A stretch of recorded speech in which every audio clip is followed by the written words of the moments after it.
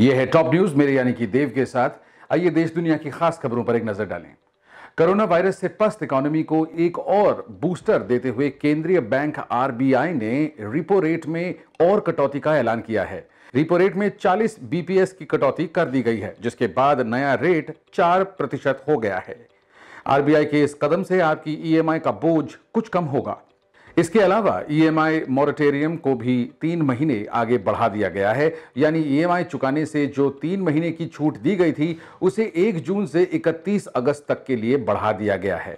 यानी आपको और 3 महीने के लिए लोन की किश्त टालने का ऑप्शन मिल गया है। कोरोना लॉकडाउन के बाद से ये तीसरी बार है जब आरबीआई ने इकोनॉमी की खराब हालत के मद्देनजर राहतों का ऐलान किया।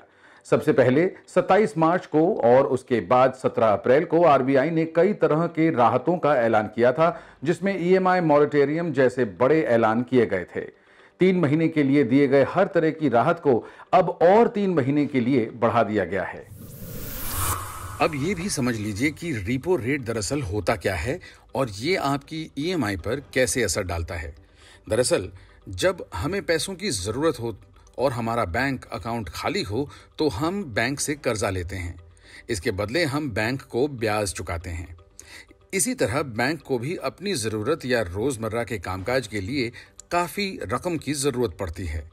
इसके लिए बैंक भारतीय रिजर्व बैंक से कर्ज लेते हैं। बैंक इस लोन पर रिजर्व बैंक को जिस दर पर ब्याज चुकाते हैं उसे रिपो रेट कहते हैं। तो रिपो रेट का आप पर असर कुछ इस तरह से होता है कि जब बैंक को रिजर्व बैंक से कम ब्याज दर पर लोन मिलेगा तो उनके फंड जुटाने की लागत कम होगी। इस वजह से वे अपने ग्राहकों यानी आपको सस्ता कर्ज दे सकते हैं।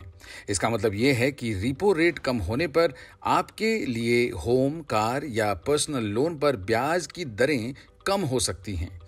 वहीं रिवर्स रिपो रेट इसके ठीक उल्टा होता है। इसे भी समझ लीजिए। देश में कामकाज कर रहे बैंकों के पास जब दिन भर के कामकाज के बाद रकम बची रहती है तो उस रकम को वो भारतीय रिजर्व बैंक में रख देते हैं। इस रकम पर आरबीआई उन्हें ब्याज देता है।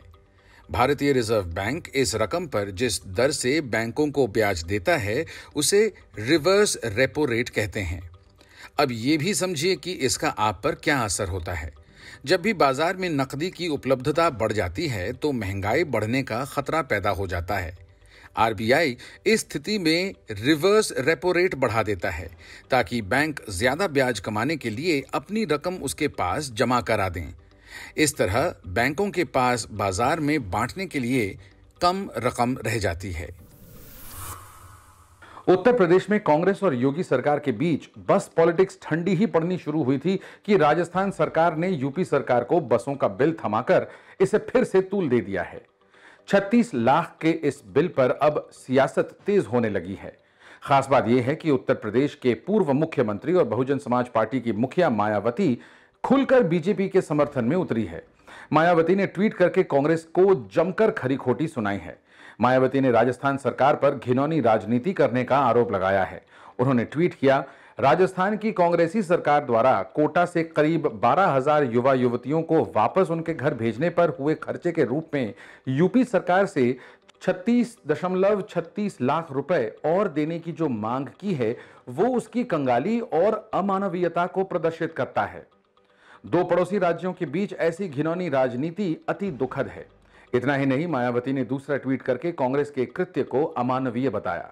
उन्होंने लिखा, कांग्रेसी राजस्थान सरकार एक तरफ कोटा से यूपी के छात्रों को अपनी कुछ बसों से वापस भेजने के लिए मनमाना किराया वसूल रही है तो दूसरी तरफ अब प्रवासी मजदूरों को यूपी में उनके घर भेजने के लिए बसों की बात करके जो राजनीतिक खेल खेल रही है, ये कितना उचित और कितना मानवीय है।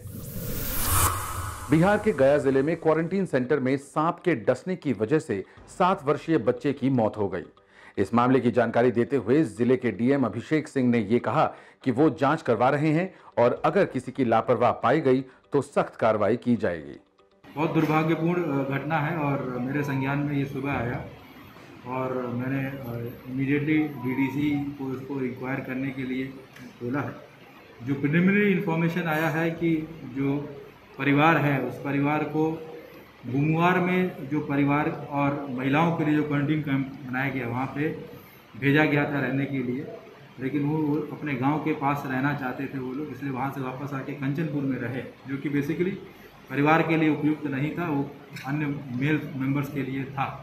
दूसरा, कल रात को बारिश हुई थी वहाँ पर, और बारिश के कारण जो पहले से वहाँ ब्लीचिंग पाउडर छिड़काव हुआ था वो उसका लाभ नहीं मिला, और इस तरह से एक सांप के द्वारा वहाँ पर काटने की घटना हुई।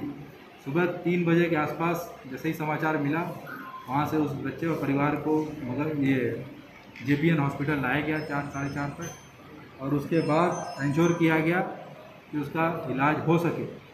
हम हर पहलू को देख रहे हैं, अगर क्वारंटीन सेंटर पे सुविधाओं की वजह से अगर कोई ऐसा हुआ है तो कार्रवाई की जाएगी। प्रभारी को इमीडिएटली सस्पेंड कर दिया गया है, BDO-CO से स्पष्टीकरण प्राप्त किया जा रहा है, DDC का इंक्वायर कर रहे हैं। अगर हॉस्पिटल स्तर पे भी अगर कोई इस तरह का कोई शिथिलता पाई जाती है तो वहाँ भी कार्रवाई की जाएगी। इस मामले में हम लोगों का ज़ीरो टॉलरेंस है, और प्रशासनिक स्तर से अगर कहीं कोई शिथिलता होगी उसमें सख्त से सख्त कार्रवाई की जाएगी। ऐसी और ताज़ा तरीन खबरों के लिए नवभारत टाइम्स के फेसबुक पेज को लाइक करें और YouTube चैनल को सब्सक्राइब करें।